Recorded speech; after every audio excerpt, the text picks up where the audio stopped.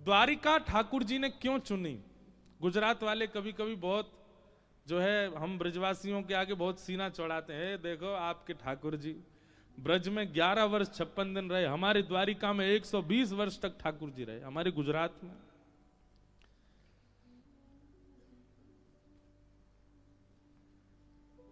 कई बार व्यक्ति का जन्म हुआ भारत में, भारत में रहा बेचारा 18 साल तक पढ़ाई की, स्कूल वगैरह की, और 18 साल के बाद बेचारे को विदेश जाना पड़ जाता है।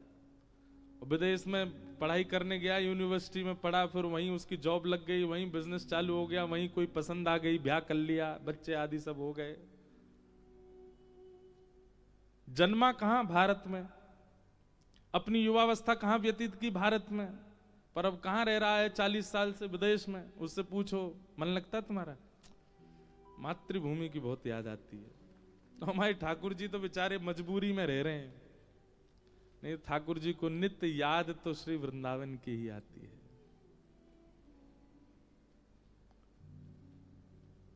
नंद लाला ने माता यशोदा जी सांवरे, ममता नी मूर्ति मारी रह गई गोकुल मां। ठाकुर जी कह रहे हैं 56 भोगन थाल धराई के, 56 भोगन थाल धराई। मेरी गुजराती में उल्टा सीधा हो तो क्षमा। आज मैं एक चीज सोच रहा था सुबह सुबह कि ठाकुर जी द्वारिका आए, देखो ऐसे चिंतन चलते रहने चाहिए। ठाकुर जी द्वारिका आए तो द्वारिका आके ठाकुर जी गुजराती बोलते थे क्या? वो यहां पे भी ब्रजभाषा ही बोलते होंगे। हमको तो बड़ा अटपटा सा लगता होगा है, पीतांबरी पहन करके, मोर मुकुट धारण करके, और कानों में मकराकृत कुंडल पहन करके, और शंख चक्र गदा पद्म धारण करके, एक हाथ में वंशी लेकर के द्वारिकाधीश चल रहे हैं। रास्ता में यूं पूछ रहे केम छो, तमे केम छो? ऐसे नहीं पूछते होंगे लाल जी। देव की मैया थाल लेकर के आई, लाला भोजन सरस छे? ठाकुर जी तो यहां भी यही बोलते, कैसो भैया सब आनंद है, चकाचक घुट रही है कि ना घुट रही? यहां ठाकुर जी अपनी ब्रजभाषा ही बोलते होंगे। 56 भोगन थाल धराई के, 56 भोगन थाल धराई के। श्री द्वारिकाधीश कह रहे हैं द्वारिका में 56 भोग धराया जाता है, पर माखन नी मिश्री मारी रह गई गोकुल मां, माखन नी मिश्री मारी रह गई गोकुल मां। अब किसी को अगर हिंदी लिखनी आती हो और जिसको ये पद पूरा याद हो, हमको लिख के दे देना। अब गुजराती में नहीं लिखना, भाषा गुजराती हो पर लेखनी हिंदी हो तो दे देना, तो हम गाएंगे इसको कथा में। बहुत सुंदर। तो लोग बाग कहते हैं ठाकुर जी गुजरात में इतने वर्ष तक रहे, आपके ब्रज में 11 वर्ष 56 दिन रहे बस। पर भैया याद रखना, द्वारिका में भले ही 100 वर्ष से ऊपर ठाकुर जी रहे,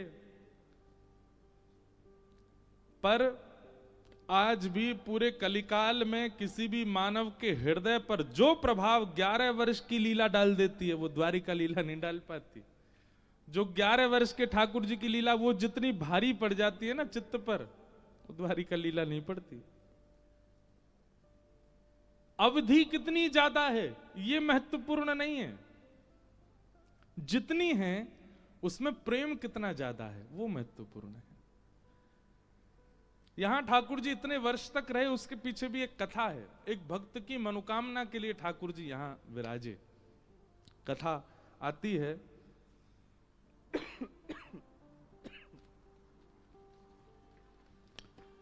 आज हमारा हवन था ये समुद्र तट पर, तो हमारे पंडित जी महाराज संकल्प जब बोल रहे थे तो संकल्प में आपने बोला था द्वारिका का एक और नाम है क्या?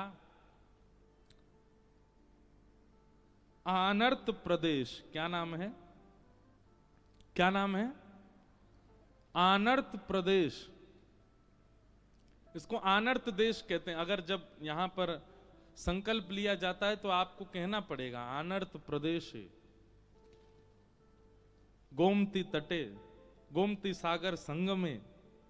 तो इसका मूल नाम, पुराना नाम, द्वारिकाधीश जब विराजे उससे पूर्व का नाम आनर्त प्रदेश। और कथा कुछ इस प्रकार है कि श्रीमद् भागवत जी में जब चंद्रवंश के राजाओं का वर्णन आता है तो वहीं चंद्रवंश सूर्यवंश के राजाओं के वर्णनों में एक राजा का नाम आता है सरियाती। बहुत ध्यान से सुनिएगा। सरियाती राजा थे, वो एक छत्र सम्राट थे पूरी पृथ्वी के। उन्हीं के पुत्र का नाम था आनर्त। तो सरियाती राजा एक छत्र सम्राट जब बन गए पूरी पृथ्वी के, तो एक दिन अहम वश, अहंकार वश अपने सिंहासन पर बैठ करके बोले, ये पृथ्वी, ये भूमि, ये मेरी दासी है और मैं इसका स्वामी हूं। ये पृथ्वी मेरी दासी है। और ऐसा भी होता था बंधुओं कि प्राचीन काल में जब राजा होते थे तो उन राजाओं की आज्ञा पृथ्वी भी मानती थी। एक छत्र सम्राट यदि होते थे तो अगर राजा पृथ्वी को आज्ञा कर देते कि आपको यहां पर इस प्रकार की फसल उगानी है, तो पृथ्वी को वहां वो प्रकट करना पड़ता था, क्योंकि राजा को विष्णु स्वरूप ही माना जाता था। परंतु इस बात का कभी किसी राजा ने अभिमान नहीं किया कि वो पृथ्वी का राजा है। सरियाती राजा ने इसका अभिमान किया और एक दिन सभा में बैठ करके बोला, ये पृथ्वी तो मेरी दासी है, मैं पूरी पृथ्वी का राजा हूं और पृथ्वी का स्वामी होने के नाते मैं ही परब्रह्म हूं, मैं ही नारायण हूं, मैं ही ईश्वर हूं। अब राजा के डर के मारे सब लोग तो हाँ हाँ हाँ जी करने लगे, लेकिन उनका पुत्र बेटा था आनर्त। उसने हाथ जोड़ करके चरणों में प्रणाम करते हुए एक बात कही, बोले पिताजी आप जो कह रहे हैं वो बात बिल्कुल सत्य कि आप एक छत्र सम्राट हैं, पर आपने जो ये बात कही कि आप पृथ्वी के स्वामी हैं, ये आप गलत कह रहे हैं। आप पृथ्वी के एक छत्र सम्राट भी ठाकुर जी की कृपा से हैं। आप अपने आप को परब्रह्म परमात्मा भगवान नहीं मान सकते।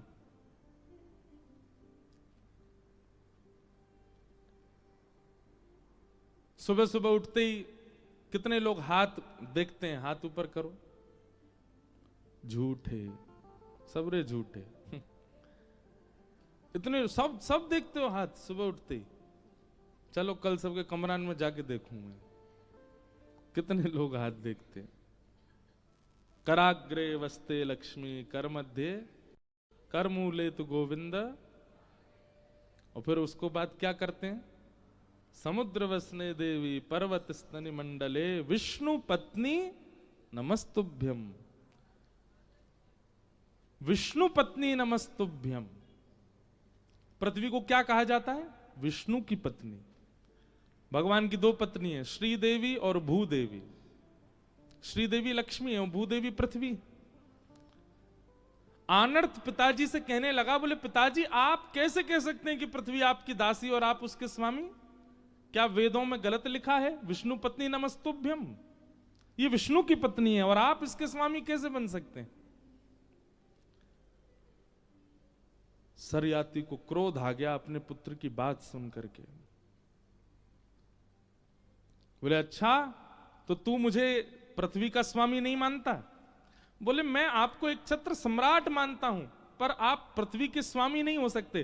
क्योंकि पिताजी इसके कई उदाहरण हैं।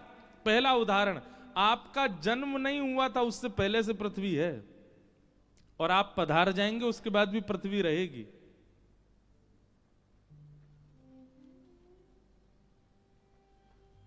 वो अनादिकाल से है और अनादि तक रहने वाली, आप उसके स्वामी कैसे हो सकते हैं? वो आपसे भी प्राचीन है।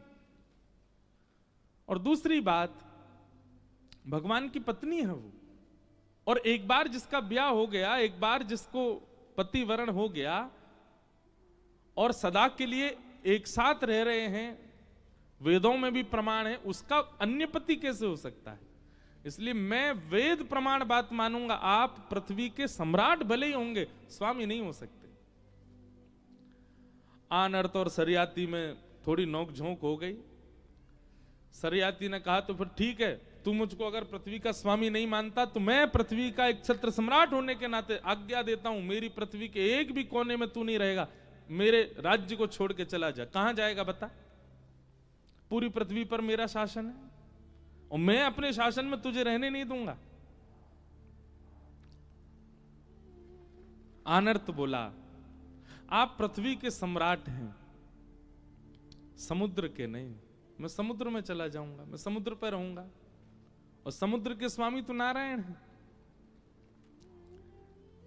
और आनर्त तुरंत निकल पड़े राज्य छोड़ करके और चलते चलते यहीं आए, इसी स्थान पर। और यहां आकर के समुद्र में कटी भर प्रवेश करने के बाद, प्रवेश करते जा रहे थे, ऊर्ध्वभुजा धारण कर ली, एक पैर पर खड़े हो गए समुद्र की लहरों के बीच में, और वहीं तप करने लगे ठाकुर जी का। आनर्त के इस तप को देख करके श्री ठाकुर जी बड़े प्रसन्न हो गए। और प्रसन्न होकर के ठाकुर जी ने तुरंत समुद्र नारायण भगवान को आज्ञा की।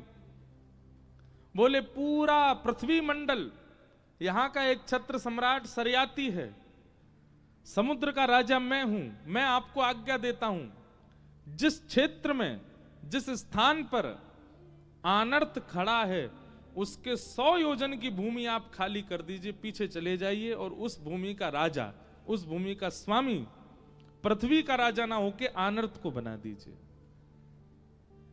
इस पूरे 100 योजन के भूखंड में पृथ्वी के राजा की आज्ञा नहीं चलेगी, ये मेरी आज्ञा है।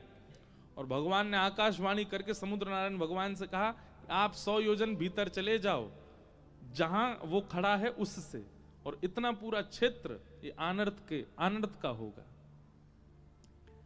समुद्र नारायण तुरंत प्रकट हुए, आनर्त के तप से प्रसन्न होकर बोले, भगवान ने आज्ञा की है, आपको पिताजी ने देश से निकाल दिया और आपने ठाकुर जी की सत्ता को प्रमाणित करने के लिए अपने पिता का देश त्याग दिया।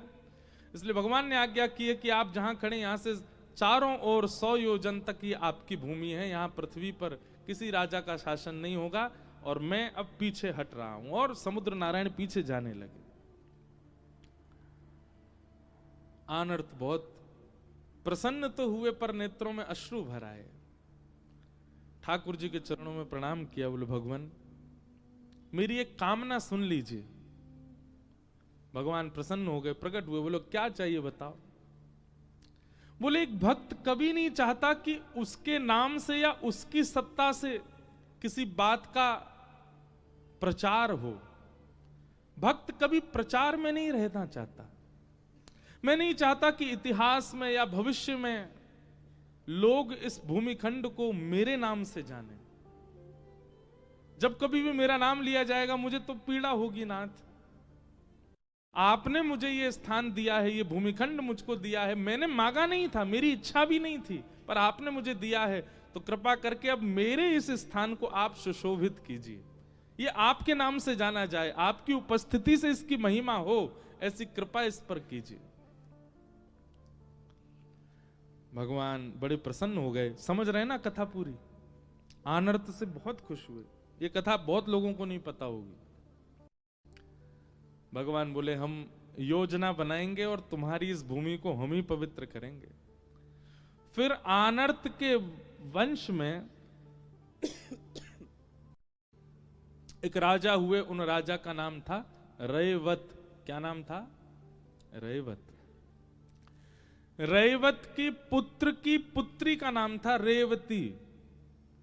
रेवती जी का विवाह हुआ बलराम जी के साथ, और बलराम जी से रेवती जी के विवाह करने में रयवत राजा ने अपनी पौत्री, अपनी पुत्र की पुत्री के ब्याह में दहेज रूप में आनर्त देश को प्रदान किया, द्वारिका को प्रदान किया।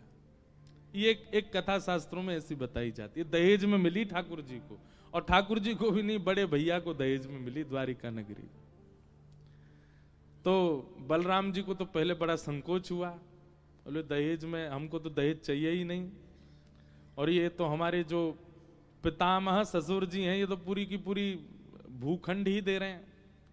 तब ठाकुर जी ने बलराम जी को समझाया, बोले ये नहीं दे रहे और आप ले भी नहीं रहे, ये एक पूर्व की कथा है, इनके पूर्वज आनर्त को हमने वचन दिया है कि उसकी भूमि को हम स्वीकार करेंगे, इसलिए आप ले लीजिए। और तब इस भूमि को पाकर के आनर्त देश से इसका नाम परिवर्तित हो गया, और क्योंकि द्वार द्वार पर ब्रह्म विराजमान हो गए, द्वारी द्वारी कम ब्रह्म, इसलिए इस स्थान का नाम द्वारिका हुआ। जहां हर द्वार से वैकुंठनाथ का दर्शन हो सकता है उसका नाम है द्वारिका। आप लोग भले ही, हमारा जो रिजॉर्ट है वो भले ही द्वारिका से 7-8 किलोमीटर की दूरी है, पर यहां पर भी अगर पीछे बालकनी है, कहीं पे खिड़की, कहीं से भी खोल के देख लो, आपको जगत मंदिर, द्वारिकाधीश जी के मंदिर का नाम क्या है? जगत मंदिर। जगत मंदिर का दर्शन आपको सब जगह से हो जाएगा। द्वारिका में आप कहीं चले जाओ, किसी भी खिड़की छत से जाकर के देख लो, आपको मंदिर जरूर दिख जाएगा, ध्वजा जी दिख जाएंगी। ऐसा कोई ही ऐसा स्थान होगा जहां से द्वारिकाधीश जी का मंदिर ना दिखे। आप जैसे ही द्वारिका क्षेत्र में प्रवेश करेंगे, किसी भी कोने में चले जाओ, आपको मंदिर जरूर दिखेगा। इसलिए हर द्वार से जहां वैकुंठनाथ का स्थान दिखता है उसका नाम है द्वारिका। और फिर भगवान ने इस भूमि को स्वीकार किया, और यहां, अच्छा, जिस भूमि का हम दर्शन कर रहे हैं, ये भगवान की सभा सुधर्मा सभा यहां थी ठाकुर जी की। ठाकुर जी का मूल निवास, पटरानियों का निवास, और भगवान का पूरी द्वारिका जो थी वो तो समुद्र के भीतर विराजमान है। हम जिस द्वारिका का दर्शन कर रहे हैं ये ठाकुर जी की स्वधर्मा सभा, जहां ठाकुर जी बैठ करके अपनी सभा करते थे, सब राजाओं से बैठ के चर्चा करते, आदि आदि सब वार्ता होती, ये वो सभा स्थान है द्वारिका। ऐसी द्वारिका आनर्त पर कृपा करने के लिए श्री ठाकुर जी द्वारिका में आकर के विराजमान, इसलिए ठाकुर जी ने इस भूमि को चुना। लोग पूछते हैं कि यही खंड क्यों चुना गया, इतनी बड़ी दुनिया में यही क्यों चुना ठाकुर जी ने? इसलिए चुना क्योंकि आनर्त ने इस भूमि पर तपस्या करके इसको अपना बनाया, और अपना बना करके ठाकुर जी को अर्पित किया था, इसलिए ठाकुर जी यहाँ द्वारिकाधीश बन के विराजे। बोलो द्वारिकाधीश की।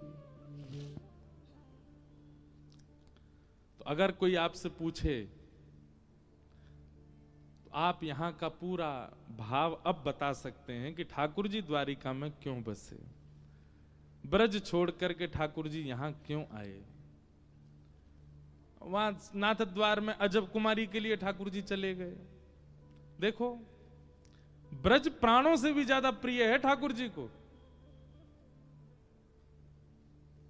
एक पद है अष्ट सखाओं का, उस पद में श्री संभवतः कुंभनदास जी का है, कहा करूं वैकुंठ ही जाए, कहा करूं वैकुंठ ही जाए, कहा करूं वैकुंठ ही जाए, कहा करूं वैकुंठ ही जाए, कहा करूं वैकुंठ ही जाए, कहा करूं वैकुंठ ही जाए। श्री गोविंद दास जी का पद है। सब लोग गाना मुझसे कल कह रहे थे, बोले महाराज जी आप अपने भाव सुनाओ। एक तो हमारी एक आदत है कि हम मंच पे बिल्कुल शून्य होके बैठते हैं, वातावरण, हवा, वायु जो बुलवा देगी हम वही बोलते हैं। हम अपने वश में नहीं रहते व्यास मंच पे, सोच विचार के तो कभी बोलता ही नहीं। तो यहाँ जो भी निकल रहा है इसका मतलब है वो व्यास पीठ ही बुलवा रही है। अब चाहे वो पद हो, चाहे वो भजन हो, चाहे वो कोई कथा हो। और विशेष रूप से मुझे पद गाना बहुत प्रिय लगता है, इसलिए ये पद भले ही आपके तन को नहीं नचाएंगे पर आपका मन रूपी मयूर नृत्य करेगा, इसलिए भाव से गाइए। ठाकुर जी कह रहे हैं, कहाँ करूं वैकुंठ ही जाए, कहाँ करूं वैकुंठ ही जाए, जहाँ नहीं वंशी वट यमुना गिरी, जहाँ नहीं वंशी वट यमुना गिरी, जहाँ नहीं वंशी वट यमुना गिरी, जहाँ नहीं वंशी वट यमुना गिरी, गोवर्धन और नंद की गाय, गोवर्धन और नंद की गाय, कहाँ करूं वैकुंठ ही जाए, कहाँ करूं वैकुंठ ही जाए, कहाँ करूं वैकुंठ ही जाए, कहाँ करूं वैकुंठ ही जाए, जहाँ नहीं ये कुंज लता द्रुम, जहाँ नहीं ये कुंज लता मंद सुगंध बहत ना व्यार, मंद सुगंध बहत नहीं प्यारे, गोविंद प्रभु तज नंद सुवन को, गोविंद प्रभु तज नंद सुवन को, ब्रज तज मोरी जाए बलाए, ब्रज तज मोरी जाए बनाए, कहाँ करूं वैकुंठ ही जाए, कहाँ करूं वैकुंठ ही जाए, कहाँ करूं वैकुंठ ही जाए, कहाँ करूं वैकुंठ ही जाए। स्पष्ट इस पद में ठाकुर जी क्या कह रहे हैं, जहां नहीं वंशी वट यमुना गिरी गोवर्धन, जहां पर गोवर्धन नहीं, यमुना जी नहीं, वंशी वट नहीं और नंद बाबा की गैया नहीं, वहां जाके मैं कहां करूंगो, ऐसे वैकुंठ में मोकू नाए जानो। उस वैकुंठ में ना जाने की बात ठाकुर जी कर रहे हैं, लेकिन द्वारिका आ गए। क्यों? वैकुंठ में आनर्त जैसा भक्त पुकार नहीं रहा है, इसलिए वैकुंठ की मना कर दे रहे हैं ठाकुर जी। पर यहां आनर्त जैसा भक्त समर्पण कर रहा है, इसलिए ठाकुर जी आ गए। वहां नाथद द्वार में, उदयपुर में अजब कुमारी नाम की भक्ता, वो ठाकुर जी के लिए सर्व समर्पण कर रही है, इसलिए ठाकुर जी चले गए वहां। रामदास बोढ़ाना, वो ठाकुर जी के लिए सर्व समर्पण कर रहा है, द्वारिका छोड़ के चले गए ठाकुर जी। जूनागढ़ में नरसिंह मेहता की यहां कितनी बात, अपनी बनाई हुई बिल्ली से ही डर रहे है ठाकुर जी, बिल्ली से डर रहे हो? पूतना को मारने वाले, तृणावर्त, अघासुर, बकासुर, धेनुकासुर, कालिया नाग पर नथने वाले बिल्ली से डर रहे हैं। जैसे ही गुसाई जी ने कही आप बिल्ली से डर रहे हो, ठाकुर जी ने तुरंत अपना प्रेम स्वरूप त्याग दिया और तुरंत ऐश्वर्य रूप में आ गए। और ऐश्वर्य रूप में आके बोले, गुसाई जी अगर आप मुझे ईश्वर मानते हैं तो फिर ऐश्वर्य भाव से ही सेवा कीजिए मेरी, और ऐश्वर्य भाव से सेवा करोगे तो मैं अपराध भी देखूंगा, मैं पाप भी देखूंगा, मैं नियम भी देखूंगा, मैं सब चीजों का ध्यान रखूंगा। लेकिन क्योंकि आप वात्सल्य भाव से मेरी सेवा करते हैं इसलिए मैं लाला बन के सेवा करवा रहा हूं, और लाला बन के सेवा करवाऊंगा तो लाला को तो डर भी लगे, बिल्ली तू लगेगो, छिपकली तू लगेगो, चेंटी तू लगेगो। लेकिन आप पहले ही बता दीजिए, आपके अंदर अगर ऐश्वर्य भाव आ रहा हो तो फिर मैं भी ऐश्वर्य बन करके ही अपनी सेवा कराऊंगा। गोसाई जी बोले क्षमा क्षमा भगवान क्षमा, आप लाला ही बने रहो। तो ऐश्वर्य रूप ब्रज के बाहर सब जगह है ठाकुर जी का, पर वृंदावन में तो ठाकुर जी को प्रेम स्वरूप है। कैसो प्रेम स्वरूप है लाल जी को? पूरी दुनिया के लिए वेदों में नियम लिखा है कि सूर्य उदय से पहले उठ जाना चाहिए हर व्यक्ति को, पर हमारे वृंदावन में वही लाला जाकी वेद नेति नेति करके आराधना करते हैं, वही लाला 8 बजे उठे, दुनिया नहा धो करके परिक्रमा करके संध्या वंदन करके नाश्ता पानी कर ले, तब हमारे लाल जी की उवासी हो गए, खुले आंख, आहा। ठाकुर जी बिहारी जी की मंगला होती है 8 बजे, और वो उसमें भी घंटी नहीं बजती। क्यों? घंटी बज जाएगी तो लाला डर जाएगा हमारो, बिना घंटी की आरती घुमाए तो। क्यों? क्योंकि वहां ऐश्वर्य रूप नहीं है, प्रेम स्वरूप है ठाकुर जी का। तो ये 2 स्वरूप हैं, ऐश्वर्य और प्रेम। प्रेम स्वरूप पूरे ब्रह्मांड में केवल वृंदावन में है, और ऐश्वर्य पूरे ब्रह्मांड में। सब जगह ठाकुर जी ऐश्वर्यवान बन के बैठे हैं।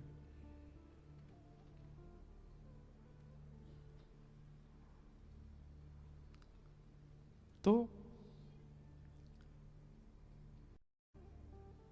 अपने प्राण प्यारे ब्रज को भी ठाकुर जी छोड़कर के प्रेम स्वरूप से नहीं गए, ऐश्वर्य रूप से गए द्वारिका। प्रेम स्वरूप तो आज भी वृंदावन में विराजता है ठाकुर जी का। कल मैं प्रसाद पाने गया मंदिर, तो राजभोग पा रहे थे, तो मैंने पुजारी जी से पूछा, मैंने कि आपके यहाँ राजभोग के बाद मंदिर बंद होने का कारण क्या है?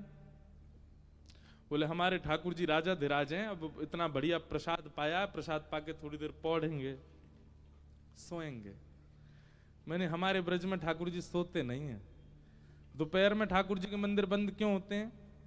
वो लाला आप गैया चरावे जावेगो, इसलिए कई मंदिरों में ठाकुर जी को छड़ी धराई जाती है, छड़ी धारण कराई जाती है, गेंद धारण कराई जाती है। ठाकुर जी गेंद लेके, छड़ी लेकर के और कटकाचनी पहन करके, और कई मंदिरों में ठाकुर जी की भोग सामग्री रखी जाती है। लाला वन में जाएगो गैया चरावे, तो ऐसी व्यवस्था करके भेजा जाता है। दोपहर में 1-2 बजे वृंदावन में दर्शन क्यों नहीं होते? बोले क्योंकि लाल जी मंदिर में है ही नहीं, गैया चरावे गए जमुना पल्ली पार। 4:30-5 बजे लौटेंगे तब दर्शन होंगे, और 4:30 बजे 5 बजे उत्थापन जब होगा ठाकुर जी का, तो फल का भोग लगाएंगे। फल का भोग क्यों? बोले ठाकुर जी अभी लौट के नहीं आए नंद भवन, वन में ही है, तो वन की भिलनियों ने फल तोड़ तोड़ के ठाकुर जी को पधराए, इसलिए फल का भोग लगता है। और फिर ठाकुर जी जब लौट करके आते हैं 4:30-5 बजे के बाद, फिर मंदिरों में हल्के गर्म जल से थोड़े कपड़े गीले किए जाते हैं, फिर ठाकुर जी गाल पहुंचे जाते हैं, हाथ पहुंचे जाते हैं। बोले क्यों? गैया चरावे गए तो गौ रज लग गई है ठाकुर जी को, तो धीमे धीमे वो रज मिटाएंगे, थोड़ी थोड़ी साफ करेंगे। फिर ठाकुर जी की संध्या आरती करते हैं, राधा रमन जी में औलाई करते हैं। क्यों? क्योंकि वहां ठाकुर जी ऐश्वर्य रूप में नहीं है, प्रेम स्वरूप में विराजमान है।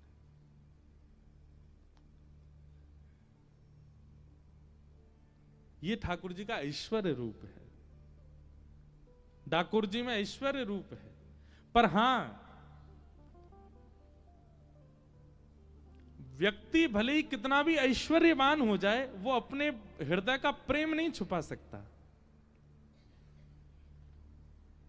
इसलिए आज भी द्वारिका में श्रृंगार आरती में सुबह और शाम को संध्या आरती में आज भी ठाकुर जी वंशी धारण करते हैं। श्री द्वारिकाधीश चतुर्भुज हैं, पर वंशी धारण होगी ठाकुर जी को। संध्या आरती, श्रृंगार आरती में ठाकुर जी वंशी बजाते हैं।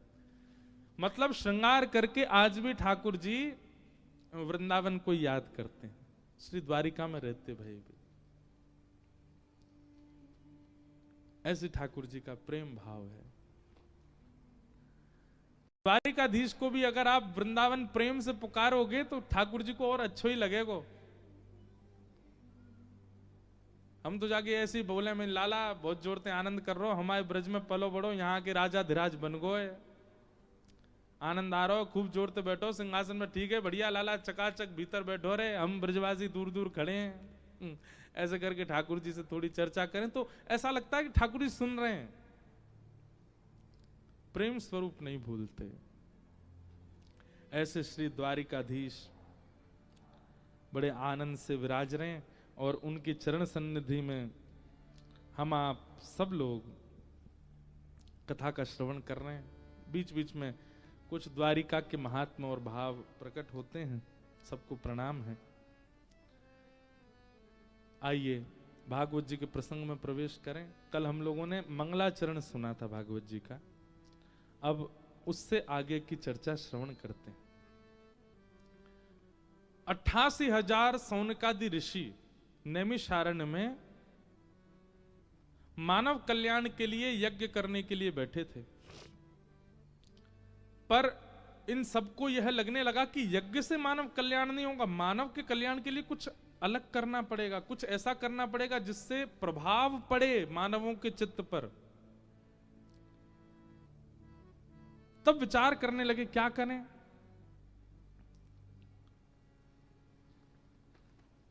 तभी उस सभा सूत जी का आगमन हुआ और सूत जी से 88,000 ऋषियों ने पूछा कि महाराज, मानव कल्याण के लिए हमें क्या करना चाहिए।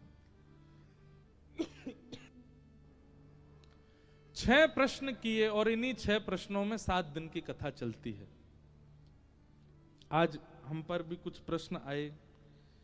एक प्रश्न तो किन्होंने लिख करके दिया है कि उनकी दीक्षा हो चुकी है और दीक्षा से अब वो अपने गुरु मंत्र जो उनको गुरुदेव ने प्रदान किया उसका अर्थ जानना चाहते हैं। हम आपसे एक प्रार्थना करेंगे, एक भाव आपके सन्मुख रखना चाहेंगे निवेदन करते हुए। हम अर्थ तो जानते हैं, पर गुरु मंत्र जो है उसका अर्थ, उसका विवेचन गुरु से ही श्रवण करना चाहिए। और इसका प्रमाण है हमारे भाष्यकार श्री रामानुज स्वामी जी महाराज, श्री रामानुजाचार्य जी, जिस परंपरा के हमारा पूरा बंग परिवार अधिकतर सब रामानुज परंपरा से, हम भी रामानुज परंपरा से। हमारे श्री रामानुजाचार्य स्वामी जी, आप अपने गुरुदेव के चरणों में 17 बार गए। अष्टाक्षर मंत्र जो हमको गुरु मंत्र मिला है, हम आप सब लोगों को, उस अष्टाक्षर मंत्र की विधि जानने के लिए 17 बार गए अपने गुरुदेव के चरणों में। और हर बार इनके गुरुजी टाल देते, नहीं बताते या भाव कुछ अन्य कह देते, पर रामानुज स्वामी जी नहीं माने। बार बार गुरुदेव के पास जाते कि अष्टाक्षर मंत्र की विधि क्या है, ये जो अष्टाक्षर मंत्र हम लोग जपते हैं इसका अर्थ क्या है, मुझे बताइए। ये हमारे भाष्यकार श्री रामानुज स्वामी जी का दर्शन। आप शेषावतार श्री बलराम जी, लक्ष्मण जी ही बलराम जी बने और वही बलराम जी ही कलयुग में शेषावतार श्री रामानुजाचार्य जी के रूप में प्रकट हुए। जब इतनी ललक आपके भीतर जग गई गुरु मंत्र की विधि जानने की, तब 17 बार के बाद गुरुदेव ने कृपा की और सोचा कि ये इतना उत्सुक है गुरु मंत्र की विधि जानने का, तो अब मैं इनको बताऊंगा। और गुरुदेव ने तुरंत उनको बैठा करके अष्टाक्षर मंत्र की विधि बताई। हमारे यहां गुरु मंत्र को माइक पे या स्पष्ट नहीं बोलना चाहिए। तो जब गुरुदेव ने अष्टाक्षर मंत्र की विधि बताई और विधि बताते ही रामानुज स्वामी जी तुरंत गुरुदेव को प्रणाम करके एकांत में गए और एकांत में जाकर के जैसे ही अष्टाक्षर मंत्र करना प्रारंभ किया, इतने में ही चंदन की सुगंधी आने लगी, कपूर की सुगंधी आने लगी, केसर की सुगंधी आने लगी, दिव्य तेज आंखों में पड़ने लगा। केवल एक अष्टाक्षर उच्चारण ही किया था, इतने में ही ये सब अनुभूतियां होने लगी। सुंदर मंद सुगंध शीतल हवा बहने लगी। आपने जैसे ही नेत्र खोल करके देखा, शंख चक्र गदा पद्मधारी श्रीमन नारायण साक्षात सन्मुख खड़े हैं। गुरु मंत्र की विधि जानने के तुरंत बाद ठाकुर जी का दर्शन हो गया। रामानुज स्वामी जी ने जैसे ही ठाकुर जी को देखा, हमारे श्री नाभा जी भक्तमाल जी में वर्णन करते हैं, रामानुज स्वामी जी ने तुरंत प्रणाम किया ठाकुर जी को, और प्रणाम करके भगवान तो इतने प्रसन्न थे कि हमसे थोड़ी बात करें, कुछ कहें, पर रामानुज स्वामी जी ने कोई बात नहीं करी, तुरंत दौड़ करके गए और श्री रंगनाथ मंदिर के गोपुरम पर चढ़ गए, और गोपुर हुए आरूढ़ उच्च स्वर मंत्र उचारो। आपने गोपुर पर आरूढ़ होकर के जिस मंत्र को गोपनीय रखना चाहिए था, अष्टाक्षर मंत्र को, जोर जोर से सबको सुनाने लगे। इतने में ही महाराज अनेक लोगों ने उसको सुन लिया, तभी गुरुजी ने आकर के रोका, ए क्या कर रहे हो तुम, गुरु मंत्र गुप्त रखा जाता, तुम ऊपर चढ़ के पूरी दुनिया को सुना रहे हो। रामानुज स्वामी जी उतर करके आए, गुरुदेव के चरणों में प्रणाम करके कहा, गुरुजी भले ही नियम था कि गुरु मंत्र गोपनीय रखना चाहिए, पर जिस मंत्र का उच्चारण करते ही, जिस मंत्र की विधि जानते ही मुझे प्रत्यक्ष भगवान दिख गए, उस मंत्र को मैं गोपनीय नहीं रख सकता। ये तो मैं पूरी दुनिया को बता दूंगा ताकि सबको भगवान का दर्शन हो जाए, कोई भी भगवत दर्शन से विमुख ना रहे, मैं तो सबको दर्शन करा दूंगा। इतने सरल, इतने सहज श्री रामानुज स्वामी जी। तब गुरुदेव ने समझाया, बोले देखो अब तो कर दिया, अब नहीं करना, अनधिकारी सुन ले तो। संसार में बड़े विलग लोग हैं, अगर किसी को पता चल जाए कि मंत्र बोलने से भगवान मिलते हैं, गाड़ी पंचर हो गई बीच में, तुरंत मंत्र बोल दिया, हे द्वारिकाधीश पधारो, जय को। कल अखबार में फलानी यूनिवर्सिटी में एक ग्रंथ है, उस ग्रंथ में एक मंत्र लिखा, उससे भगवान प्रकट हो जाते हैं, सब भागेंगे उसी यूनिवर्सिटी में, कौन सा है ऐसा मंत्र। और अधिकतर लोगों का उस मंत्र को जानने की इच्छा किस लिए होगी, भगवत दर्शन के लिए नहीं, इच्छा पूर्ति। इसलिए हमारे आचार्यों ने मंत्रों को गुप्त रखने की आज्ञा दी। तो इसलिए आपने जो ये बात पूछी है कि आपके गुरुदेव ने जो आपको मंत्र दिया वो आपने लिखा भी है, और आपने एक संकेत भी किया कि भगवत गीता में वह श्लोक है, उसका आप भाव प्रकट करें, क्योंकि ये गुरु आज्ञा से आपको प्राप्त है। इसलिए हम निवेदन करेंगे कि आप अवसर मिलने पर अपने गुरुदेव से ही इसका भाव जानें, तो ही उसका लाभ है। और इस प्रकार मंच से तो प्रकट करना भी उचित नहीं है हमारी पद्धति में। अब आपकी पद्धति में होता हो तो बात अलग है, हमारी रामानुज पद्धति में गुरु मंत्र और गुरु आज्ञा का प्रचार नहीं करना चाहिए। आपका भाव हम द्वारिकाधीश जी से कृपा करेंगे, आपके गुरु जी जल्दी आपको आपके मंत्र की विधि बताएं। फिर एक और प्रश्न आया है, आपने कहा है कि मेरा मन बहुत शीघ्र ही हर किसी के प्रति आदर भाव प्रकट कर देता है, इसका कई बार परिणाम ऐसा निकलता है जैसा कल्पनाओं में भी कभी नहीं सोचा। मतलब आप गलत ही बोलना चाह रहे हैं कि आप बहुत जल्दी सबका आदर कर देते हैं, सबके प्रति आपका सम्मान का भाव आता है, और उसके बाद फिर कल्पनाओं में भी नहीं सोचा, ऐसा कुछ घटना घटती है। व्यक्ति की परख कैसे करूं? अच्छा करने के बाद भी, अच्छा सोचने के बाद भी लोग गलत भाव रखते हैं, मैं फिर हरी इच्छा मानकर स्वीकार। आधा पन्ना पढ़ा है तो उसमें पद प्रशस्त करें। मतलब आपका भाव यही है कि आप सबके प्रति सम्मान का भाव रख लेते हैं, आदर का भाव रख लेते हैं, पर लोगों की विचारधारा विचित्र होती है। लोगों की परख कैसे हो? सबसे पहली बात, ये आपके ऊपर बहुत बड़ी कृपा है कि आपको सबके अंदर केवल गुण दिखते हैं। ये बहुत बड़ी कृपा है। ये मानव का स्वभाव नहीं है, ये दैव स्वभाव है कि आपको सबके अंदर गुण दिखता है। ठाकुर जी का ये स्वभाव है, गुरु का ये स्वभाव है, सब में गुण देखना। और राक्षसों का स्वभाव क्या है? राम जी में भी अवगुण देखना, ये राक्षस का स्वभाव। जिन राम जी को देख करके पत्थर भी पिघल रहे थे, उन राम जी को देख करके रावण तब भी यही सोच रहा है, ये बनवासी राम मेरा क्या बिगाड़ेगा। उसको वहां पे भी दोष ही दिख रहा है। तो इसका मतलब क्या है? गुण दर्शन करना ये भगवत कृपा है। परंतु कई बार गुण देख करके आप उसका बहुत सम्मान कर देते हैं, तो फिर उसका गलत भाव अपनाना आपके जीवन में आ जाता है। तो उसके लिए क्या करें? हमने अपना अनुभव किया है वही बताएंगे। सत्संग व्यक्ति को 3 बातें सिखाता है। आंख पढ़ना, नेत्रम, वक्त्रम और विकारेण। जब आप बहुत सत्संगी हो जाते हैं, खूब अच्छे से सत्संग करने लगते हैं, रोज कथा सुनने लग जाते हैं, तो आपको 3 चीजों की परख होने लग जाती है। व्यक्ति के नेत्र, व्यक्ति की वाणी और व्यक्ति की चाल ढाल, आकृति, उठता कैसे, बैठता कैसे, इन सब से आपको पता चल जाएगा कि व्यक्ति संबंध बनाने योग्य है कि नहीं। याद रखिएगा, दोष नहीं देखना है, अवगुण नहीं देखना है, पर हां कितना सामीप्य बनाना है, यह सत्संग आपको सिखा देगा। आप व्यक्ति के नेत्रों की मटकाने से ही पता कर लोगे कि यह स्थिर स्वभाव वाला है कि नहीं। उसकी आंखें पलकें कितनी बार झपकती हैं, उसी से ही अनुभव होने लग जाएगा कि इसका स्थिर मन है कि नहीं। पहली बात नेत्रम, दूसरी बात वक्त्रम। बात करते समय किन शब्दों का प्रयोग करता है, उन शब्दों से पता चल जाएगा कि ये व्यक्ति उचित है कि नहीं, ये व्यक्ति संबंध बनाने योग्य है कि नहीं। अब देखो, एक बात हम सामान्य बात बताएंगे, ज्यादा क्लिष्ट नहीं।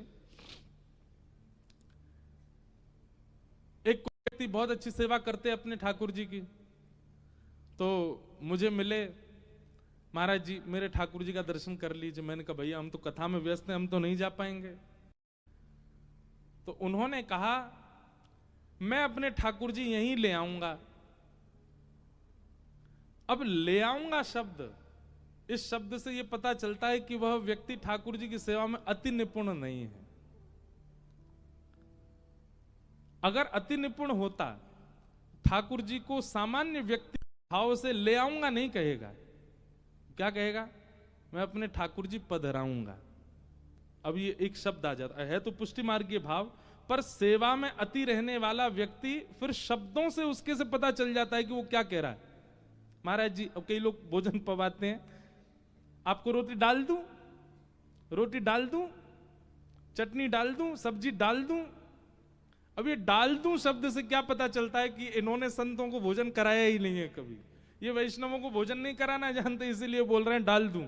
हम कोई गैया हैं, बछड़ा हैं, कौन है डाल दूं। वैष्णव को क्या कहा जाता है, आपको सब्जी परोस दें या पधरा दें। कभी संतों की पंगत में बैठोगे तो संतों की पंगत में परोसने की भी एक नियम, वहां पे नमक नहीं कहेंगे, वहां पे राम रस। अब बेचारा जिसने कभी संत पंगत नहीं पाई होगी, राम रस आ रहा डाल दो, राम रस होता नमक। रोटी राम, रोटी राम, रोटी राम। महाप्रसाद में, अब देखो बंबई का बच्चा अगर बैठ जाए पंगत पाने और महाराज पंगत बोल रही महाप्रसाद महाप्रसाद महाप्रसाद महाप्रसाद, अब वो पहले महाप्रसाद मतलब कोई विशेष प्रसाद होगा, महाप्रसाद कहते हैं चावल को। तो शब्दों से व्यक्ति कैसा है और किस संगति में रहता है पता चल जाता है।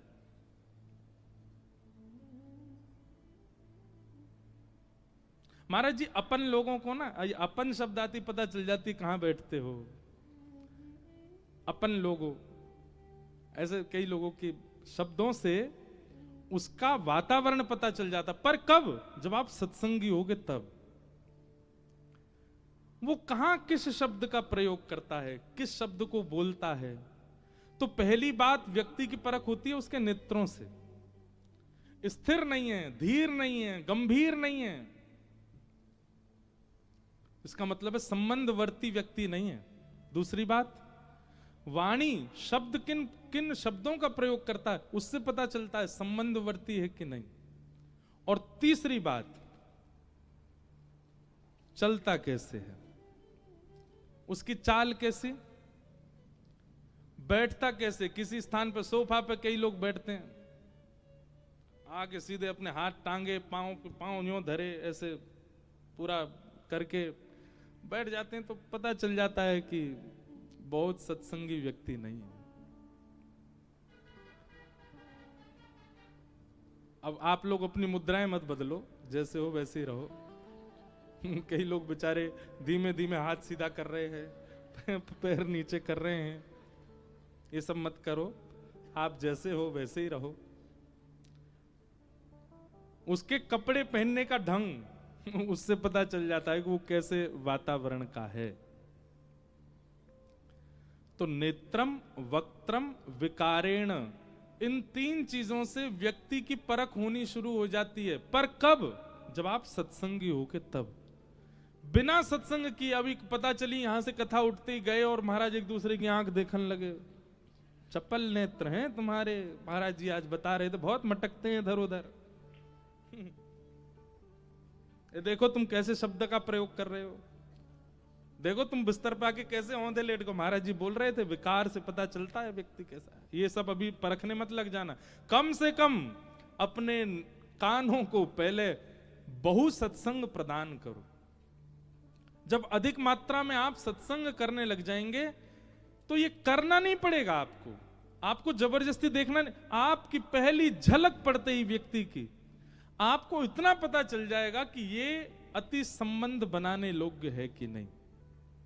हाँ, आप देखोगे उसमें भी गुण अच्छा है, भले ही कुछ भी हो पर ये गुण इनमें है। पर हाँ, मुझे इनसे कितनी दूरी रखनी है ये आपको अनुभव हो जाएगा।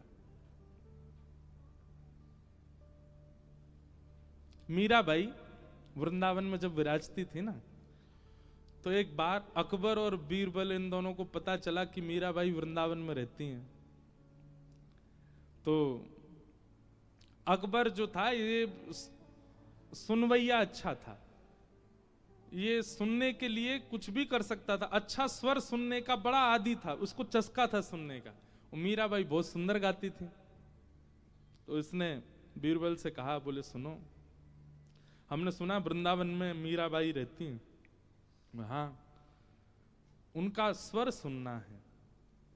तो बीरबल बोला, देखिए वृंदावन में किसी का भी स्वर आपको सुनना है तो आप बादशाह बनकर के तो नहीं सुन सकते, क्योंकि वृंदावन वाले जो हैं ये बादशाहों के लिए नहीं गाते, ये तो ठाकुर जी के लिए गाते हैं। तो आपको रूप बदल के, ऐसे ही एक और घटना भी आती है, वहां तानसेन के साथ अकबर गए थे स्वामी श्री हरदास जी का स्वर सुनने के लिए। तो वहां तो ऐसा हो गया था कि तानसेन ने कहा कि देखिए हमारे स्वामी श्री हरदास जी महाराज जी सबके सामने नहीं गाते, ये केवल ठाकुर जी के आगे गाते हैं, उनका स्वर सुनना है तो आपको मेरा सेवक बन के चलना पड़ेगा। तो इतना रिजवार था अकबर कि तानसेन का तंबूरा उठाने वाला बन गया, पीछे पीछे हजूरी करता हुआ चल रहा है कि स्वामी जी का मैं स्वर सुन लूं। तानसेन ने बोला था, बोले देखो तुम चल तो रहे हो स्वामी जी के पास, पर आपकी एक बहुत गलत आदत है, क्या आप किसी का भी स्वर सुनते हो तो वाह वाह वाह ऐसे करते हो। स्वामी श्री हरदास जी के सामने वाह वाह मत कर देना, नहीं तो बहुत पिटाई होगी, कोई नहीं देखेगा तुम बादशाह हो कौन हो। अकबर बोला नहीं नहीं मैं वाह वाह नहीं करूंगा। और अकबर बिल्कुल दीन हिंसा बनकर के, बिल्कुल सेवक बनकर के तानसेन के गए। निधिवन राज में विराजे थे, हाथ में लिए वीणा, हाथ में श्री स्वामी हरदास जी महाराज ठाकुर जी को कुछ सुना रहे थे। इतने में बीरबल ने आकर के, तानसेन ने आकर के जैसे प्रणाम किया, स्वामी श्री हरदास जी ने उसको देखा, पीछे देखा तंबूरा पकड़े कोई खड़ा है। स्वामी जी ने इशारा किया, गाओ तानसेन कुछ गाओ। तो तानसेन गाने लगे। एक तानसेन का बहुत अच्छा पद है पर आपको समझ नहीं आएगा इसलिए नहीं सुनाऊंगा, पर सुनाऊंगा थोड़ा, एक आध शब्द तो कहूंगा। नाम आया तो एक तानसेन का भी पद सुनाएंगे। तो तानसेन से कहा कुछ सुनाओ, तो तानसेन गाने लगा। गाते गाते गाते पीछे से अकबर ने नोचा, बोले तुम्हारा नहीं गुरुदेव का सुनना है, कुछ करो इनसे गब्बाओ। तानसेन बोला ये ऐसे तो गाएंगे नहीं, मैं कुछ गड़बड़ी करूंगा तो मेरे को सुधारने के लिए गाएंगे, और जैसे ही मुझे सुधारने को गाएंगे तो ये अकबर सुन लेगा। तो तानसेन गाते गाते गाते गाते उन्होंने कुछ गड़बड़ी की गाने में। जैसे ही गड़बड़ी की स्वामी जी ने तुरंत देखा, वो क्या कर रहे हो ये गुरुदेव, थोड़ा आगे वाला भाव आ नहीं रहा है, आप बता देंगे। स्वामी जी मंद मंद मुस्काए, बोले सीधे बोलो हमारा स्वर सुनना चाहते हो? बोले जी गुरुदेव यही बात है। बोले क्योंकि मैं जानता हूं कि तुम इस राग में बहुत निपुण हो, गलती कर नहीं सकते, ये जानबूझ के कर रहे हो। और स्वामी जी ने जैसे ही स्वर छेड़ा, आहा, आकाश में सूर्य चंद्र एक साथ प्रकट हो गए। एक तरफ वर्षा ऋतु आने लगी, एक तरफ शिशिर ऋतु, एक तरफ ग्रीष्म ऋतु। जितने पृथ्वी के कण थे सब कण झंकृत होने लगे। लता पत्र गुल्म सब पुष्पित, सब पल्लवित, सब फलित होने लगे। और महाराज ऐसा स्वर लहरी प्रकट हुई कि आपस में सारे वृक्ष एक दूसरे से लिपटने लगे, कुंजें प्रकट होने लगी, यमुना जी स्तब्ध हो गई, कोयल पक्षी सब बिल्कुल स्थिर होकर के स्वामी जी का स्वर सुनने लगे। ऐसा स्वर स्वामी श्री हरदास जी का। बादशाह अकबर का मुंह खुला रह गया, आंख खुली रह गई, वो तो स्तब्ध हो गया स्वर सुन करके। और जब गायन करते करते करते करते स्वामी श्री हरदास जी महाराज ने जैसे ही अपना गायन पूर्ण किया, पूर्ण होते ही सब यथावत समान हो गया। और जैसे ही समान हुआ, बादशाह अकबर को होश आया। होश आती बोला वाह वाह वाह। उसकी वाहवाही सुनते ही स्वामी श्री हरदास जी महाराज को क्रोध, कौन है ये वाहवाही कर रहा है, ये कौन है? ये जरूर कोई बादशाह है, ये तुम्हारा कोई तंबूरा उठाने वाला नहीं। सत्य बताओ कौन है, नहीं तो इसको अभी देख लूंगा मैं। तुरंत तानसेन ने कहा, बोले तुरंत चरणों में गिर जाओ, नाक रिगड़ो गुरुदेव के सामने। वाहवाही क्यों करी तुमने? क्यों? क्योंकि वृंदावन में रहने वाले किसी व्यक्ति विशेष को रिझाने को नहीं गाते, जी को रिझाने के लिए गाते हैं। वो व्यक्ति विशेष उस पर प्रशंसा कर दे, वो उनको स्वीकार नहीं।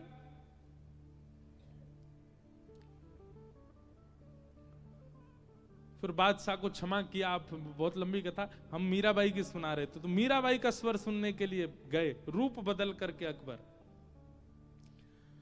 और जैसे सब लोग सत्संग करने आते थे मीराबाई के पास, सब लोग बैठे थे, पीछे दोनों आगे बैठ गए, बीरबल और अकबर। मीराबाई ने एक झलक देखी बस, और उस एक झलक देखते ही मीराबाई अपना सत्संग करने लगी। सब लोग सुन रहे थे, सब लोग प्रणाम करके जाने लगे। जैसे ही अकबर बीरबल भी आए हाथ जोड़ के प्रणाम करने के लिए, मीराबाई के सामने जैसे ही झुके, तुरंत मीराबाई कहती हैं, एक जहां पना का इतना दीन होना यह बताता है कि वो सत्संग तो करता है। आप भले ही रूप बदल करके आए हैं, परंतु रूप बदल करके किसी सत्संग में आए हैं, इससे मुझे बड़ी प्रसन्नता है। अकबर हक्का बक्का रह गया, इनको कैसे पता, ये कैसे पहचान गई? अकबर कोई छोटा मोटा राजा तो है नहीं, उसके पास तो एक से एक पलस्तर करने वाले हैं। वो खूब रूप बदल के आया, पर मीराबाई पहचान गई। अकबर कहता है, ये विद्या आपके पास कहां से आई?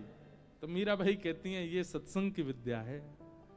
सत्संग ऐसी दृष्टि प्रदान करता है कि सामने वाला व्यक्ति कौन है, किस प्रकार का है, क्या खाता है, कैसी जगह बैठता है, कैसी जगह उठता है, ये सब अनुभव उसके केवल एक बार नेत्र देखने मात्र से हो जाता है।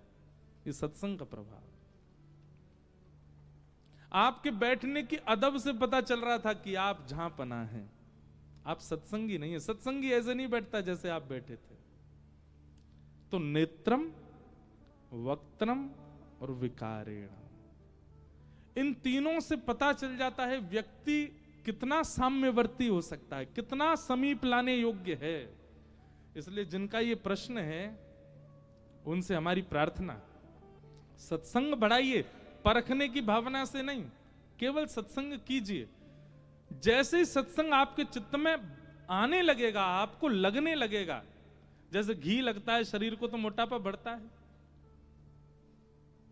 मीठा लगता है तो शुगर बढ़ती है, ऐसे ही दवाई लगती है तो बुखार उतरता है। ऐसे सत्संग लगेगा, सत्संग आपके चित्त में जाने लगेगा तो आप नेत्रों से परखिया भाव में आ जाओ, परखने लग जाओगे फिर। और दो प्रकार का परखना होता है, एक तो होता है सबको परख करके उनके प्रति हीन भावना रखना, पर सत्संगी परखिया कैसा होता है, वो परख भी लेगा और हीन भावना भी नहीं रखेगा। वो पहचान जाएगा कि ये व्यसनी है, पर व्यसनी को देख करके भी उसके चित्त में हीन भावना नहीं आएगी। संसारी व्यक्ति जो परखने वाला होता है वो देख, अच्छा ये तो बहुत पीता है, इससे संबंध नहीं रखना, ऐसा हो जाए। पर सत्संगी ऐसा नहीं होता, वो परखने के बाद भी त्याग नहीं करेगा, हाँ अति सामीप्य में भी नहीं लाएगा।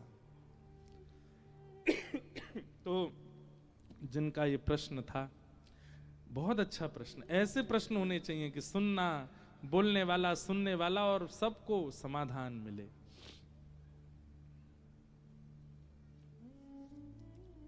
सूत जी महाराज मंच पर बैठे और सौनकादि ऋषियों ने कहा कि मानव कल्याण कैसे होगा, कृपा करके हमें बताइए।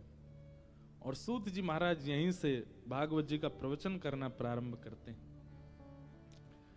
सब भाव बताते हुए आपने भागवत जी का निर्माण कैसे हुआ यह कथा सुनाई। इदं भागवतम नाम पुराणं ब्रह्म संहितम् उत्तम श्लोक चरितम् चकार भगवान ऋषि। बहुत ध्यान से सुनिए, जिन कथा को आप सुन रहे हैं भागवत जी को, इनका निर्माण कैसे हुआ।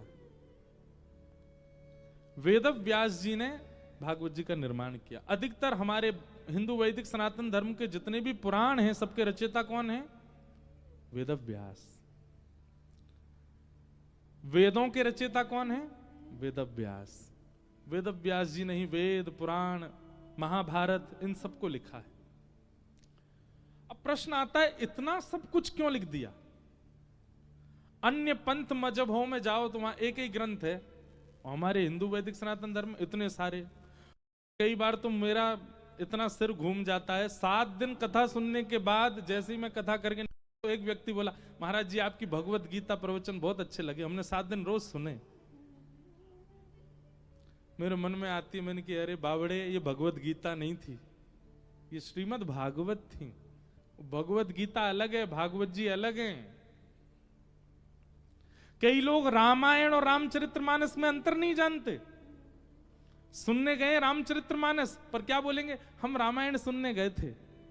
अरे रामायण संस्कृत में लिखी है श्री वाल्मीकि जी ने, और रामचरितमानस श्री गोस्वामी तुलसीदास जी महाराज ने ग्रामीण भाषा में रचना की है, उसको रामचरितमानस कहते हैं। और रामायण वाल्मीकि जी के द्वारा लिखी गई उसको कहते हैं। इतना ही नहीं जानते हो, अपने आप को हिंदू कहते हैं हम लोग। गीता में, भगवत गीता में और भागवत में, और यहां पे भी ऐसे ऐसे महापुरुष अभी बैठे हैं 3 दिन से कथा सुनने, उनको अभी पता चला अच्छा ये गीता जी नहीं थी। यहां पे भी 2-4 ऐसे बैठे हैं, क्योंकि मुझे दिख गए हैं ऊपर से, उनको अभी अभी पता चला अच्छा भगवत गीता नहीं है जो ये सुना रहे हैं। 1 लाख श्लोकों से युक्त महाभारत, और उस महाभारत में मध्य में कृष्ण ने अर्जुन को जो संवाद सुनाया वो है भगवत गीता। छोटी सी, केवल 700 श्लोकों से युक्त है। और जिन श्री कृष्ण ने अर्जुन को महाभारत के बीच में गीता सुनाई, वो कृष्ण कौन हैं, उनका परिचय और उनके स्वभाव का परिचय जहां है वो है श्रीमद् भागवत। आप भागवत सुन रहे हैं, भगवत गीता नहीं। तो वेद व्यास जी ने सबकी रचना की, पर इतना क्यों लिखा? अब इसमें 2 बातें सुनिएगा। पहली बात, आपने किसी बिजनेस को प्रारंभ किया, एक दुकान से शुरू किया, और एक समय आने पर महाराज बड़ी बड़ी फैक्ट्रियां हो गई, तो आपका बिजनेस अच्छा चल रहा है ये पता चल जाएगा। आपने जो क्रिया की वो लाभकारी हुई, इसीलिए तो इतना विस्तार हो गया। लेकिन जिस दुकान से शुरू करी वही दुकान पे ही है, उसको भी बेचने की नौबत आ गई, तो इसका मतलब क्या है, आपका जो कार्य था वो बढ़िया नहीं चला। हमारे एक दृष्टिकोण से देखो तो वेद व्यास जी ने इतने ग्रंथ लिख दिए, एक नहीं अनेक लिखे, अनेक नहीं अथाह लिखे। संपूर्ण 100 वर्ष की आयु में आप हिंदू एक ग्रंथ को तो नहीं देख पाओगे। ऐसे गिनती के 4-5 लोग ही होंगे पूरे भारत में भी जिन्होंने सबरे सबरे ग्रंथ देखे हैं। नहीं देख सकते हम, इतना विस्तृत है हमारा। तो ये विस्तार कब होता है? जब कार्य श्रेष्ठ होता है तभी उसका विस्तार होता है। जय हो रुक्मणी मैया, विराज जाओ, कथा सुन लो। हाँ, बैठ जाओ। कौन की लाली है भैया ये? अरे मैया कहा ठानी मन में, लाली छोड़ दई वन में। जय हो। अब यहां राधा रानी तो नहीं घूमेंगे, यहां तो रुक्मणी जी घूमेंगे, द्वारिका है। पर ये भी कॉन्सेप्ट एक दिन सुनाएंगे हम। श्री जी भी विराजती हैं रुक्मणी जी का ध्यान रखने के लिए द्वारिका में। अब वो प्रसंग आएगा तो ही कहेंगे उसको। तो मैं क्या बता रहा था? हाँ, विस्तार कब होता है? जब कार्य उचित हुआ हो तभी उसका विस्तार होता है। और दूसरी बात, वेद व्यास जी ने इतना विस्तार इसलिए किया क्योंकि वो जो रच रहे हैं उससे उनको कहीं ना कहीं संतुष्टि नहीं हो रही थी। स्वांतः सुखाय तुलसी रघुनाथ गाथा। जब तक आपको स्वयं को सुख नहीं मिलेगा अपनी क्रिया से, आप चाहे उस काम को कितना भी अच्छा कर लीजिए, उससे किसी का नहीं हो सकता। हम कथा में आते हैं तो बहुत सारे लोग हमको बोलते, ये वाला भजन सुना देना महाराज जी, ये वाला प्रसंग सुना देना, ये वाली कथा सुना देना। यहां बैठ करके हम वो सुनाते हैं जो हमारे चित्त में आ रहा होता अचानक, और लगता है कि इससे अगर मेरा चित्त प्रसन्न है तो निश्चित है जितने लोग बैठेंगे सबका चित्त प्रसन्न हो जाएगा। पर एक व्यक्ति विशेष का भाव रख के अगर मैं यहां से कुछ स्पेसिफिक चीज कहूंगा तो वही प्रसन्न होगा, सब नहीं होंगे। सबकी प्रसन्नता तब हो सकती है जब प्रवचन करने वाला स्वयं अपने चित्त को प्रसन्न करता हुआ बोल रहा हो। तो वेद व्यास जी इतना कुछ लिख रहे थे पर उनका चित्त कहीं ना कहीं प्रसन्न तो था, पर अभी भी लग रहा था कुछ तो रह रहा है, कुछ तो छूट रहा है, कुछ तो अपूर्णता है, जिसके कारण वेद व्यास जी बड़े चिंतित हो गए कि मैं क्या करूं। मैंने इतना कुछ लिख दिया, महाभारत लिख दी, 18 उपपुराण लिख दिए, 17 महापुराण लिख दिए, मेरा मन अशांत, अभी ऐसा क्यों लग रहा है कि कुछ अपूर्ण है, कुछ छूट रहा है। तभी वहां नारद जी का आगमन हुआ और नारद जी आकर के बोले, भगवान आप इतने उदास क्यों हो? तो वेद व्यास जी बोले, मैंने इतना कुछ लिख दिया, मेरे मन को शांति नहीं मिल रही है। तब नारद जी ने कहा, अशांति का कारण केवल एक है। बोले क्या? बहुत ध्यान से सुनिएगा, ये विषय बहुत अच्छा लगता मुझे। यहां जितने भी जॉब करने वाले बैठे हैं या जितने भी घर संभालने वाले बैठे हैं, सब ध्यान से सुनना। आप अपना पूरा पूरा दे रहे हो फिर भी मन अशांत है, कारण क्या है? कारण यहां नारद जी बता रहे हैं, आपकी पूर्णता है कार्य में, लेकिन फिर भी हृदय की अशांति का कारण केवल एक है। भवतानुदित प्रायम यशो भगवतो मलम ये नैवासौ न तुष्येत मन्ये तद्दर्शनम खिलम। नारद जी कह रहे हैं, व्यक्ति सब कुछ अर्पित करने के बाद भी अशांत क्यों है? बहुत ध्यान से सुनना, गंभीर बात है। उसने धर्म आचरण किया है, उसने अर्थ आचरण किया है, उसने काम आचरण किया है, उसने मोक्ष आचरण किया है। ये चतुर्विध पुरुषार्थ है, धर्म अर्थ काम और मोक्ष। आपने सब कुछ लगा दिया लेकिन फिर भी आपका मन अशांत क्यों है? क्योंकि आपने धर्म अर्थ काम मोक्ष चारों का आश्रय लिया, प्रेम का आश्रय नहीं लिया। कहीं ना कहीं आपकी अशांति का कारण क्या है? आपके चित्त में प्रेम का अभाव। किसका अभाव? प्रेम का। चित्त में प्रेम नहीं है, इसलिए आपको आपकी हर क्रिया में अपूर्णता लगेगी। इसका एक उदाहरण दें, है तो बहुत सामान्य सा उदाहरण पर शायद समझ आ जाए। होटल में भोजन करने जाओ, 8-10 हजार रुपए का बिल बना करके इतनी सारी सब्जी रोटी विविध विविध प्रकार की रोटियां खा के आओ, आपके चित्त को पूर्णता का अनुभव तो होगा पर संतुष्टि का अनुभव नहीं होगा। पर वही घर में मां फूली फूली रोटी बनावे और हाथ की चटनी बना दे, बस और कुछ नहीं। चलो एक काम, एक और दाल बना दे बढ़िया वाली, केवल दाल चटनी और फूली फूली रोटी बढ़िया हाथ की बना करके आपको पवा दे, आपको संतुष्टि का भी अनुभव होगा और पूर्णता का भी अनुभव होगा। चित्त में एक अद्भुत शांति सी लगेगी। और विशेष रूप से यह अनुभव वो लोग कर पाते हैं जो बहुत बाहर रहते, जैसे मैं, हम पूरी दुनिया में रहते हैं ना, इधर से उधर जाते रहते हैं। हमको तो बहुत याद आती है कि कब घर जाएं, कब माँ के हाथ से कुछ पाएं। वो सामान्य सी चटनी पूरी दुनिया के व्यंजनों के आगे फीकी सी लगती। क्यों? क्योंकि आपने होटल में जो बनाया, वहां व्यक्ति जिसने भोजन बनाया वो कर्म करता हुआ, वो बस सब्जी बना रहा है, उसमें मसाले डाल रहा है, उसमें नमक डाल रहा है, उसमें सब्जियां डाल रहा है, रोटी बना रहा है, दुनिया भर की बातें कर रहा है। उसमें मेहनत है, परिश्रम है, वस्तु है, सामग्री है, प्रेम नहीं है। पर घर में जो मां प्रसाद बना रही है उसमें सामग्री भले ही ना हो पर प्रेम है। मेरा बेटा आया बहुत दिन बाद, इसके लिए कुछ बनाए, तो वो एक रोटी भी ऐसी लगती है अमृत तुल्य। चलो होटल की भी बात छोड़ो, घर की भी बात छोड़ो, मंदिर का प्रसाद पाओ, एक दिन पाना जरूर, कोई व्यवस्था बने तो। हाँ, राजभोग ठाकुर जी श्री द्वारिकाधीश जी का राजभोग जरूर पाना। क्यों? क्यों स्वाद आएगा उसमें? क्योंकि मंदिर की रसोई में बनाने वाले भी किसी व्यक्ति के लिए नहीं बना रहे हैं, वो किस भाव से बना रहे हैं? हमारे द्वारिकाधीश पाएंगे। मंदिर में कई सामग्रियों का प्रयोग नहीं होता, जैसे कई मंदिरों में टमाटर का प्रयोग नहीं होता, कई मंदिरों में बैगन का प्रयोग नहीं होता, कई मंदिरों में मूली का प्रयोग नहीं होता, गाजर लहसुन गार्लिक तो बनते ही नहीं। क्यों?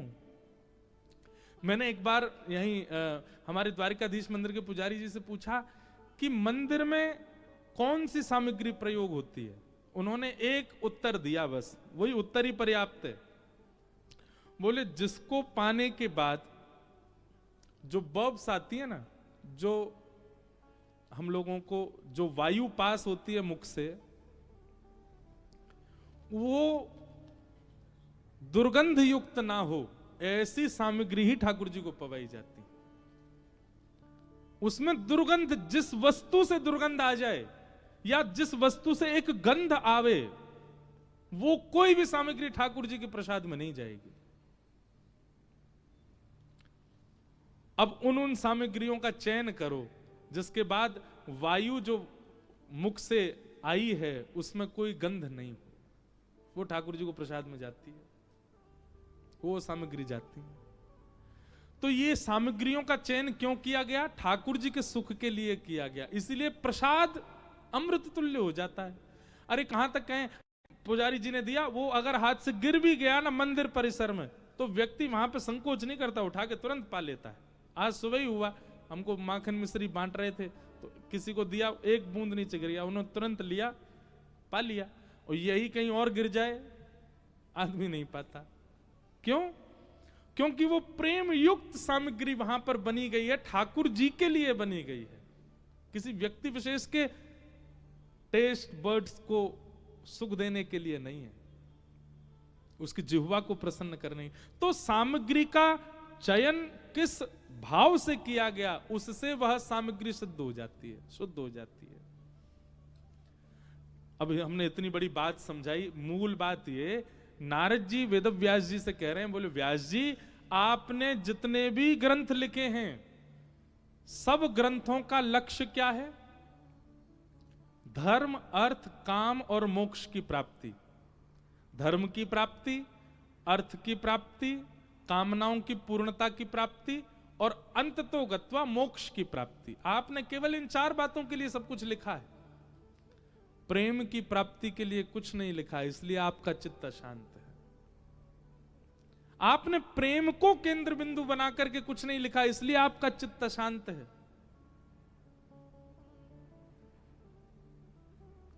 प्रेम को प्रधान मान करके आप कुछ लिखिए, आपका चित्त शांत नहीं होगा। भैया जब व्यक्ति प्रेमी हो जाता है ना, वो धर्म की चिंता नहीं करता। सबसे पहली बात, व्यक्ति प्रेमी हो जाता है फिर उसको अर्थ की चिंता नहीं होती। व्यक्ति प्रेमी हो जाता है फिर उसको कामनाओं, उसकी कामनाएं सब धरी रहे एक कोने, प्रेम प्रधान हो जाता है। और क्षमा कीजिए अगर मैं प्रेम की बात कर रहा हूं तो ये आजकल के आशिकों को मत ले लेना इसमें बिल्कुल भी, जो पड़े रहते हैं डिप्रेशन में, नहाए नहीं 5 दिन से, दुर्गंध मार रही है। उन आशिकों को प्रेमियों में मत लीजिएगा कृपा करके। धुआं उड़ा रहे हैं, तुम नहीं मिली तो हम कहां जाएंगे, मर जाएंगे। ऐसे आशिकों को आप प्रेम की चर्चा में तो बिल्कुल, ये प्रेम का उपहास हो जाएगा अगर ऐसे आशिकों को आप लेके आओगे।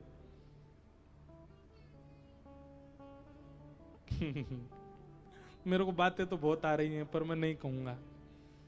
लोग बाग काट काट के दुनिया में फिर उसको डाल देते हैं। मिले हो तुम हमको बड़े नसीबों से, ये ऐसे आजकल के आशिक बोलते हैं। भाई प्रेम तो मीराबाई का देखो, देखो इनके रूप देखो, देखते ही शुद्धता का अनुभव हो जाता है। वो प्रेमी कैसा, जिस प्रेमी को देख करके भी मन में विचलनता आ रही हो, असहजता हो रही हो, वो प्रेम थोड़ी है। प्रेम तो वो कि उसका रूप देख करके जिसने देखा वह भी पवित्र हो गया, वो प्रेम है।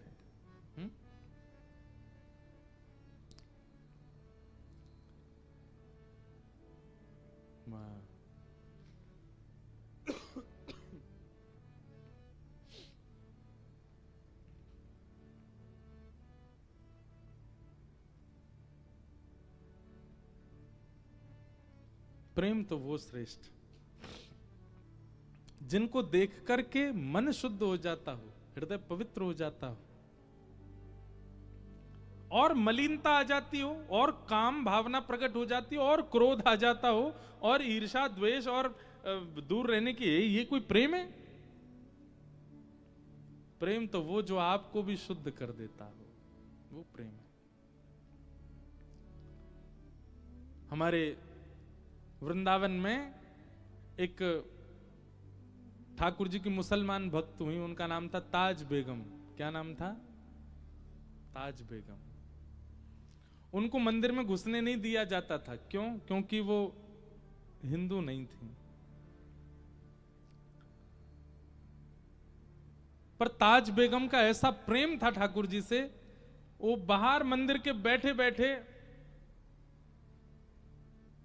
आते जाते दर्शनार्थियों से पूछती थी, ठाकुर जी का श्रृंगार कैसा है, ठाकुर जी कैसे दिख रहे हैं, ठाकुर जी कैसे विराज रहे हैं।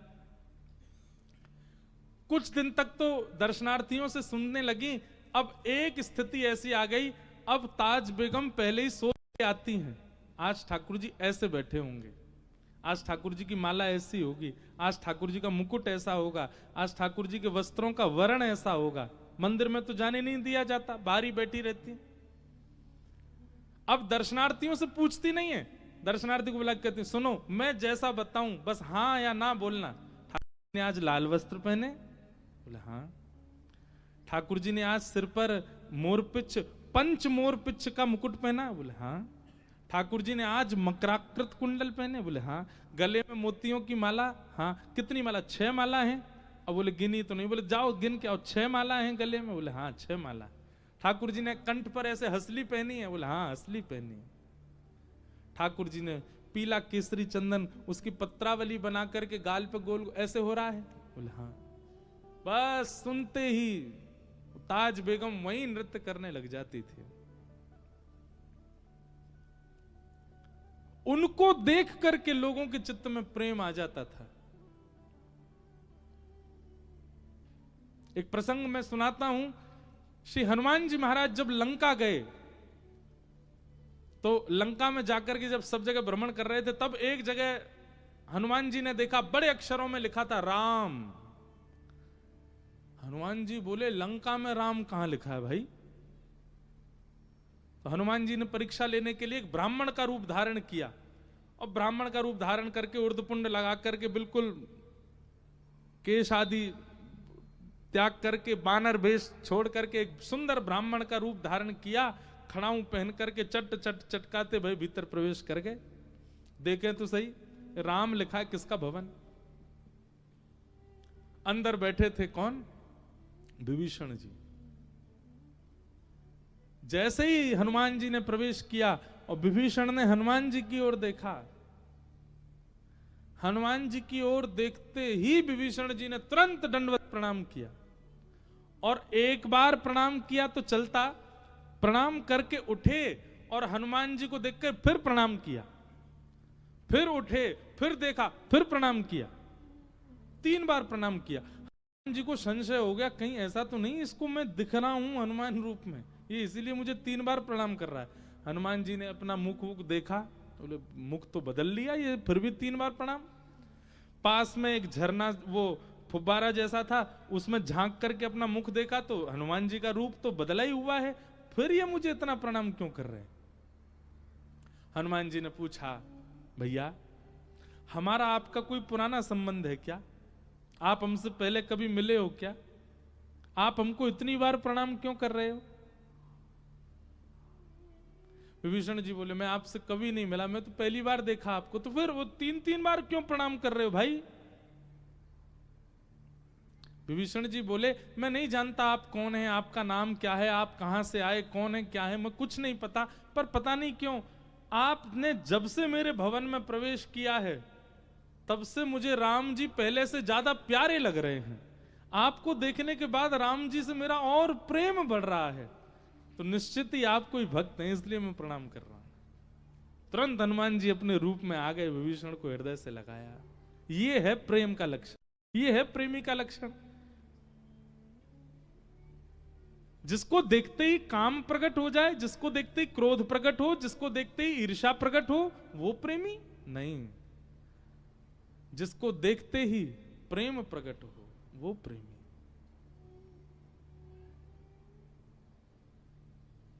वो प्रेमी।